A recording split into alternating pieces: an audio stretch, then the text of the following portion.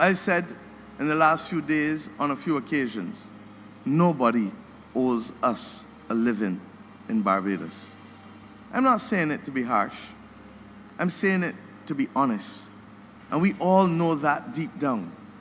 Barbados will only win if we give back productivity, be more productive, if we respect each other, if we reflect the kindness and courtesies which we were taught when we were young, and if we simply do the best that we can. And let us be frank, if everybody, I said this in the campaign, if everybody goes to work and does what they are supposed to do, life for everybody in Barbados would be so, so much better.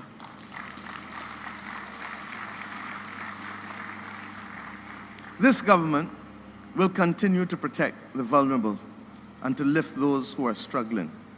We will continue to create opportunities, but we must also build a culture where every person equally can now go beyond that job that I asked you to do and to do a little more, where we go to work and where we can encourage persons to think outside of the box, because sometimes the old ways of doing things simply do not work.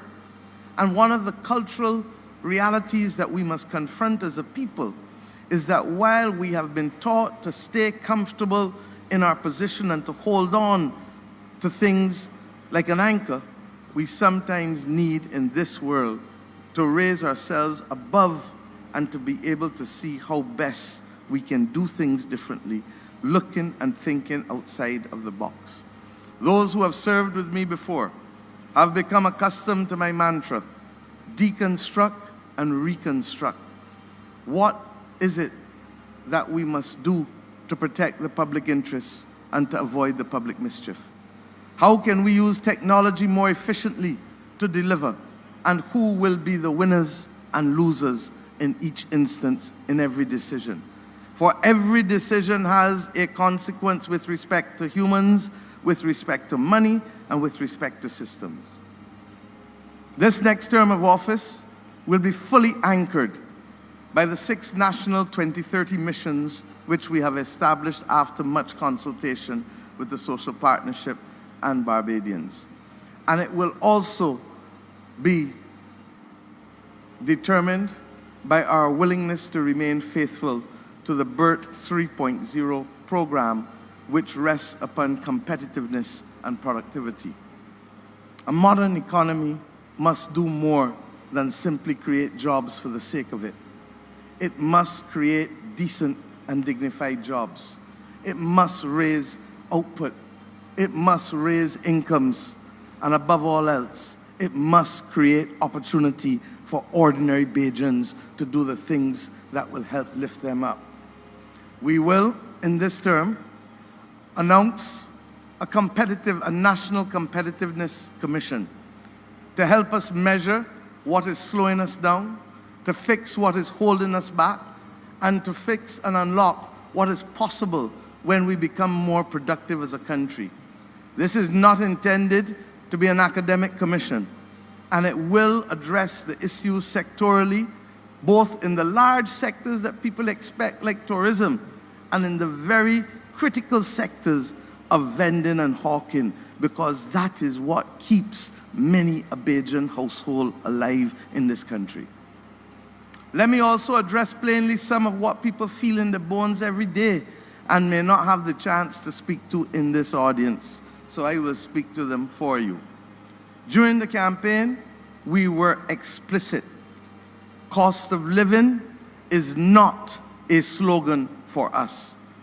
It is the daily reality that households must manage.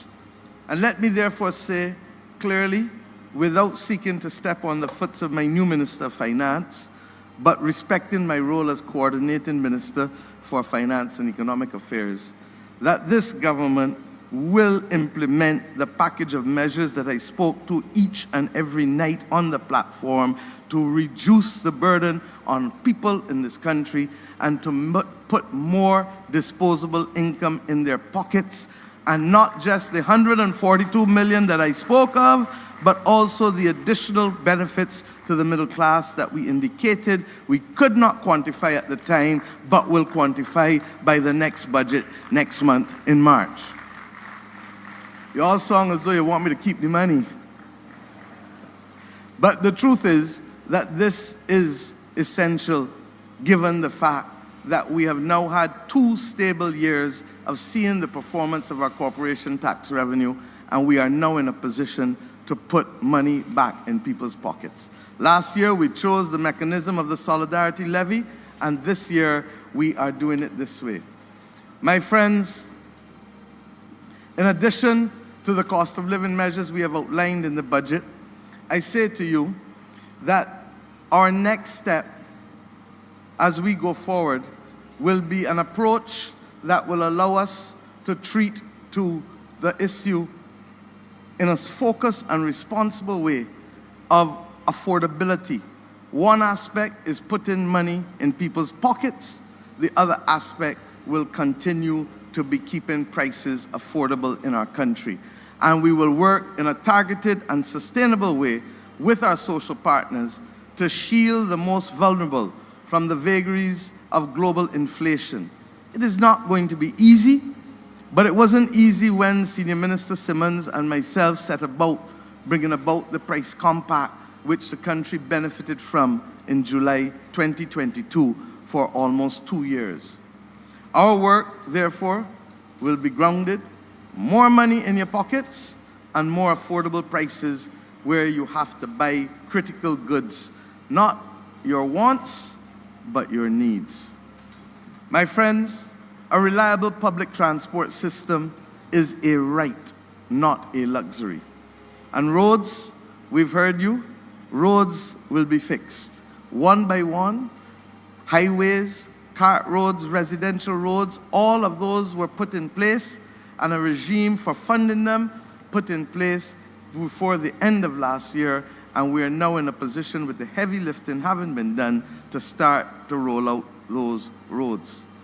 We will commit to finishing them, but we remind everybody that you can't do every single road at the same time. If not, you make the very difficult issue of traffic even more difficult for us all.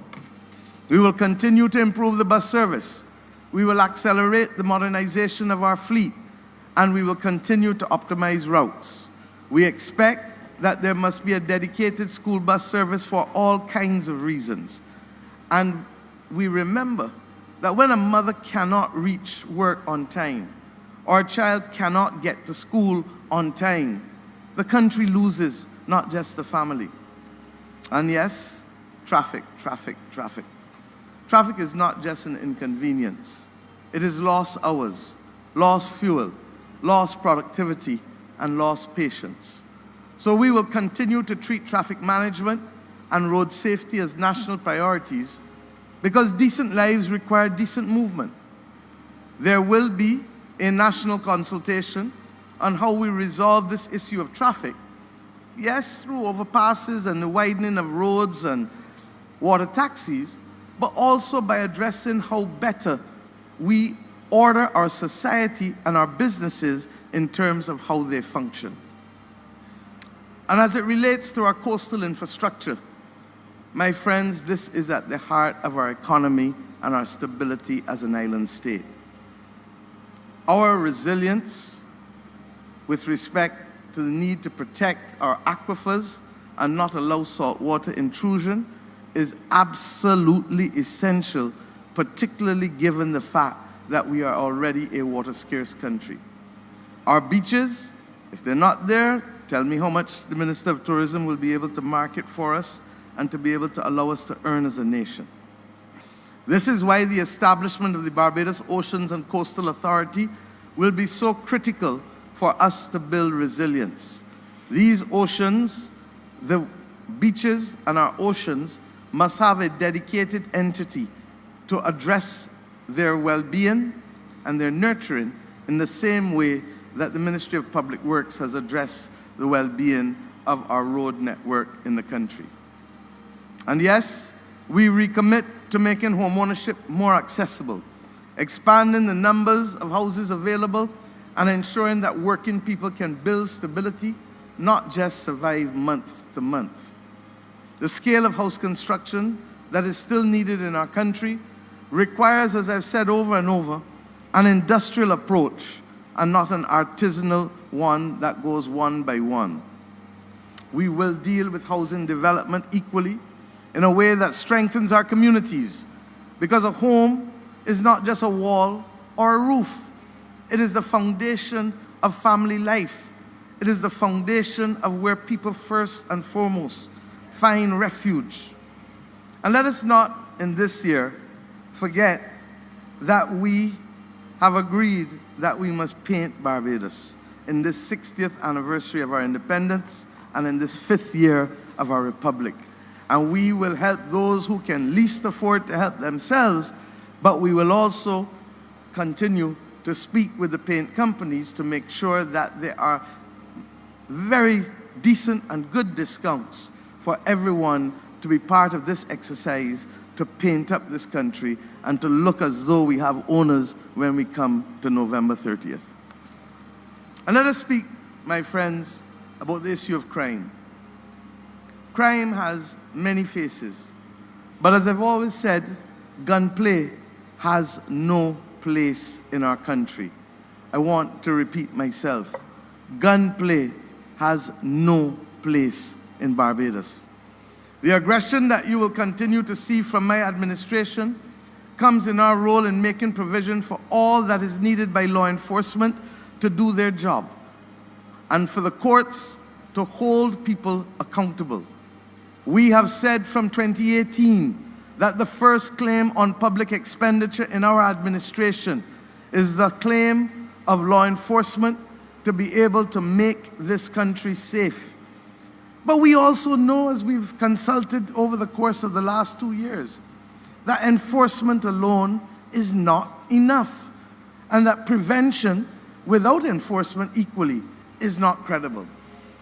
Every citizen, every community, every family must work together in a whole-of-nation approach, not only to catch those who commit crime, but to remove the conditions that make people want to commit crime or that leave them incapable of solving conflict without violence.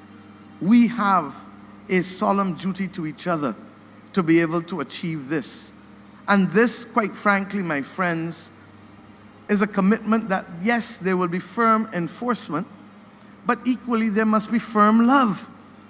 And relentlessly, therefore, we must work on prevention with a zero-tolerance approach to crime, and in particular gun crime, in this 166 square miles.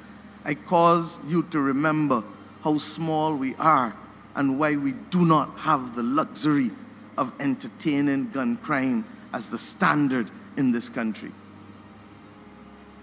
My friends, when it comes to making it easier to live and easier to do business in Barbados, the wait must end. We are digitizing government not for the sake of technology, but to restore time and to restore dignity to our citizens. I'm satisfied that we are at the point of takeoff with respect to the work that has been done with Business Barbados, but equally the work which is being done by the Ministry of Innovation, Science and Technology that will allow us to see benefits not just from Pearly, but other apps that will make life easier for our people. This is a promise of fairness. It is a competitiveness strategy, and it must be how we allow entrepreneurs to spend less time battling bureaucracy and more time building value, hiring people, and yes, serving customers with a smile. We are not, in this third term, starting from scratch, as I said. The work has started, the foundations have been laid, and now we must finish the work and deliver it to the people. So my friends, you have seen us prepare for this platform for inclusive growth. Stabilization, gone. Survival with COVID, gone. mission transformation for growth that is inclusive and resilient must be the mission not just of those who work in Broad Street, but those who vend along every corridor of this country. With respect to our tourism product, we continue to have a mature tourism product. And any country that has what we have must keep remaking itself. If we are to remain competitive in tourism, and if it is to earn for us, we must keep on the path of modernization, refreshing and renewing where necessary, rebuilding our hotel and hospitality sector and and where necessary, increasing density in order to be able to sustain how much we can earn from this sector. We must continue to expand airlift in our markets. We must continue to enhance the visitor experience. And most importantly for the senior minister in the productive sectors, we must bring about greater linkages with tourism and agriculture, tourism and manufacturing, tourism and culture, if we are to see the benefits of tourism reaching every corner of this country. My friends, that is what will allow all Bajans to be able to dig deep into their pockets and know that tourism is truly our business. We will continue to expand our agricultural footprint, and we will treat food security like the serious national mission that it is, especially in a world where international shocks can disrupt supply chains overnight. This is not a buzzword. Many laughed when Owen Arthur encouraged us to plant some sweet potatoes in our backyard. It is not a joke. And I say to each and every one of you, through the individual actions of households, plus the collective action of our nation, we must treat food security as if our life depends on it. And it does, because without eating the proper foods, our health will be significantly compromised in this country, already facing, as we know, an epidemic of obesity and diabetes.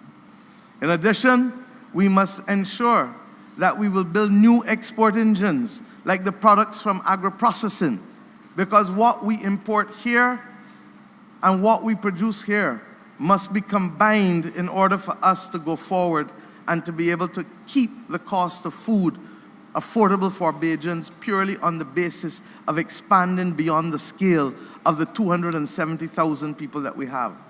We must also ensure that we build on our work in the life sciences sector. There are so many Barbadians who are studying in this area, but we need to be able to create jobs for them that go beyond teaching in our secondary schools or our tertiary sector. My friend, a country that exports more is a country that can withstand literally the storms that may come economically and otherwise. We will not back down from being aggressive in attracting foreign investment here, in the same way that we will be just as determined in creating a platform that expands opportunities for local investment, whether through the merging of those investments through credit unions, unit trusts, or tokenization. And why? Wealth cannot remain where it has been traditionally concentrated in this country. We have come to office not just to create opportunity, but to create a platform for economic enfranchisement.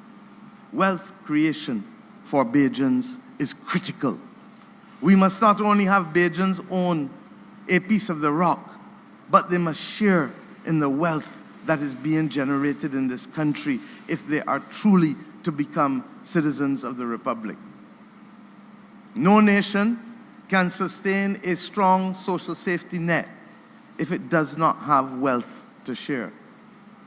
And my friends, that is why I am so proud to be able to lead a government that will, in this year of our Lord, establish and press ahead with the Barbados Republic Child Wealth Fund, a practical covenant between generations, so that every child born under our Republic from the 30th of November 2021 shall have a head start and a stake in this Republic and a platform to build life.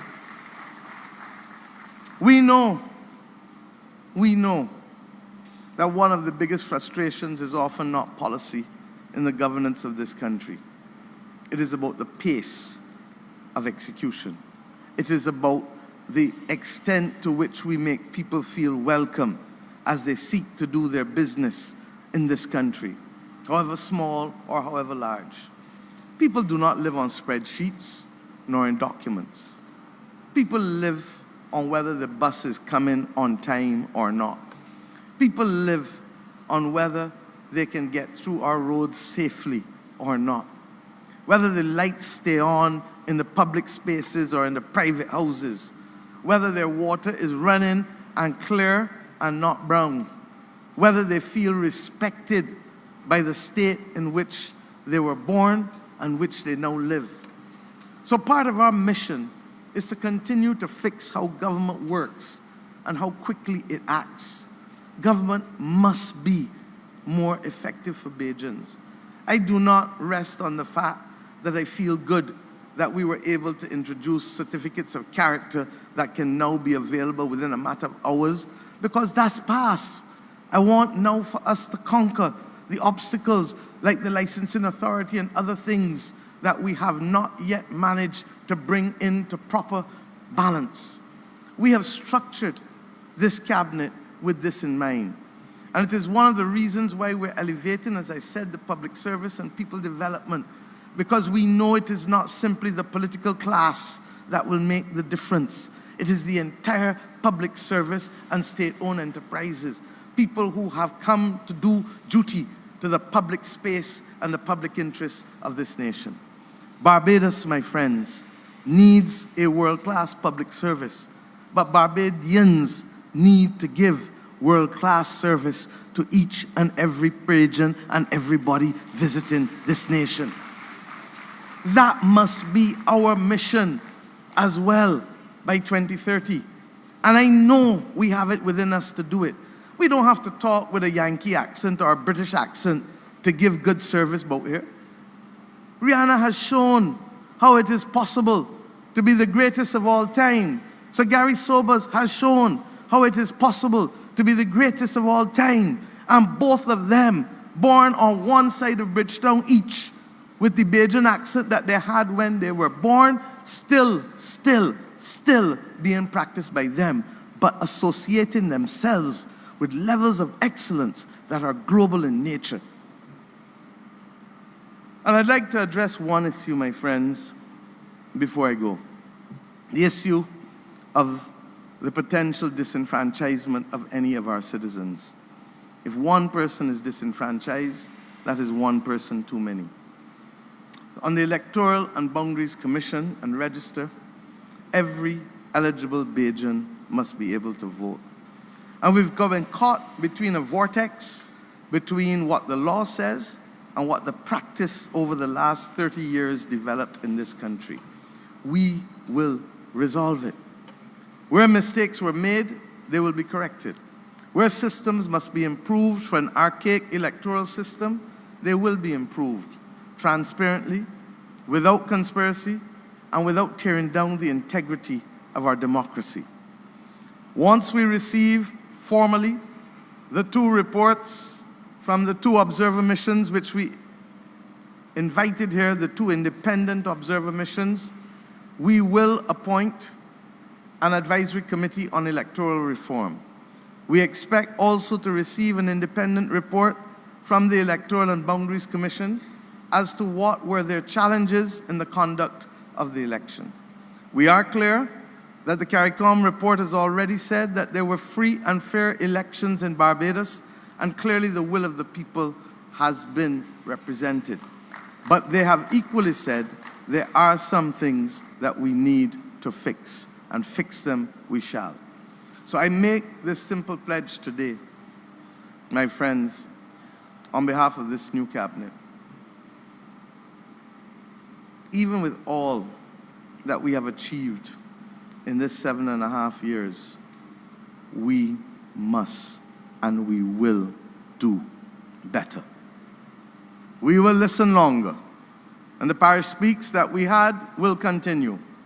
We will explain more clearly, and that is why The standing committees in Parliament will not only focus on legislation, but must now focus on giving Bajans a voice on major issues that may not be the subject of legislation, but for which there ought to be a mechanism beyond the call-in program for genuinely getting the views of the nation.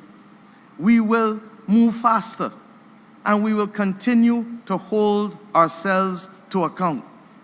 Because this third term, as we all know, will be judged, my friends, not by promises, but by proof. Not by promises, but by proof. In 2022, I used the cricketing metaphor, as I'm wont to do, that we were about to take fresh guard. Today, I put it more simply, much more simply.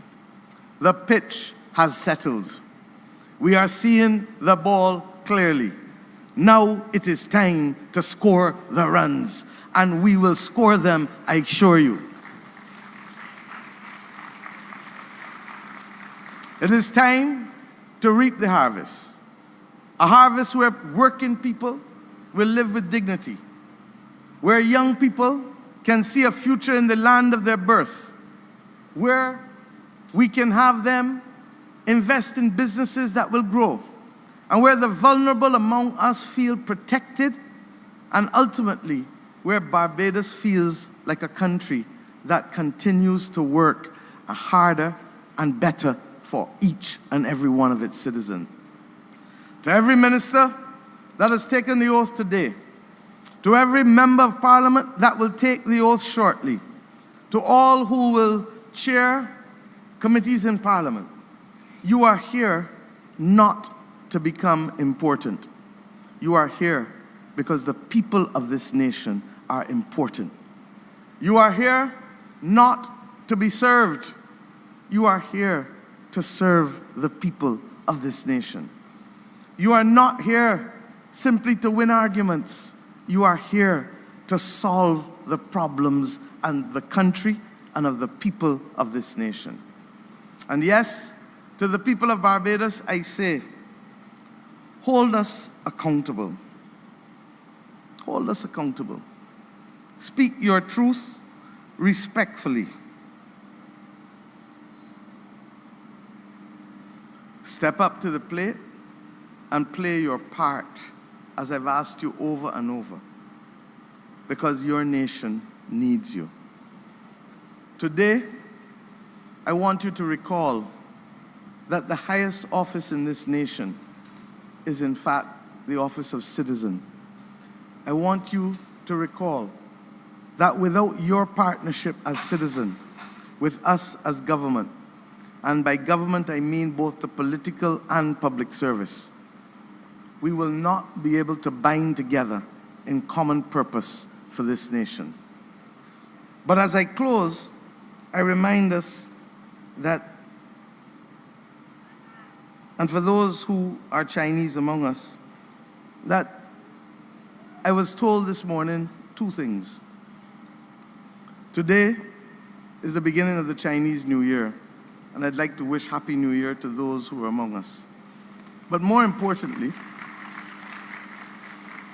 it is the year of the fire horse that comes once every 60 years.